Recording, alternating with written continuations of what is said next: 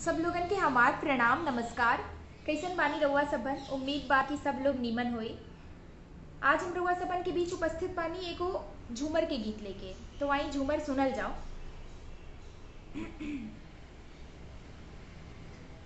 अरे खूब शोभे हो गोरे गाल पर गोदानावा, अरे खूब शोभे हो गोरे गाल पर गोदानावा, अरे खूब शोभे हो गोरे गाल पर गोदानावा, अरे खूब शोभे हो गोरे गाल पर गोदानावा।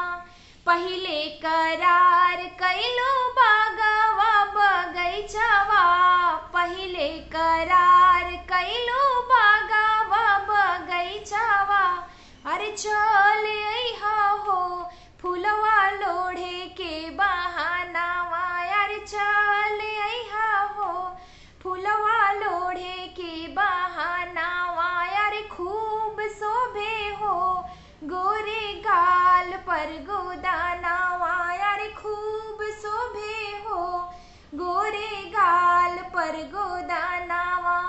दूसरे करार कैलो पकावा इनारावा हो, दूसरे करार कैलो पकावा इनारावा हो, अरे चल अइहा हो पनिया भरे के बहानावा, अरे चल अइहा हो पनिया भरे के बहानावा, अरे खूब शोभे हो गोरे गाल पर गोदानावा, अरे खूब शोभे हो गोरे गाल पर गोदानावा।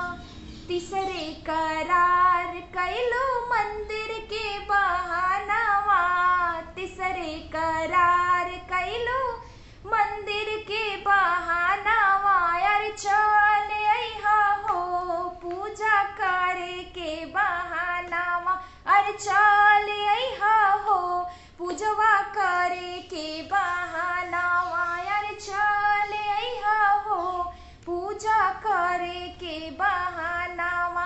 अरे खूब शोभे हो गोरे गाल पर गोदानावा, अरे खूब शोभे हो गोरे गाल पर गोदानावा।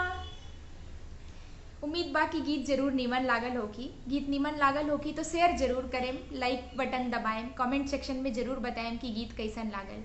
नमस्कार, धन्यवाद।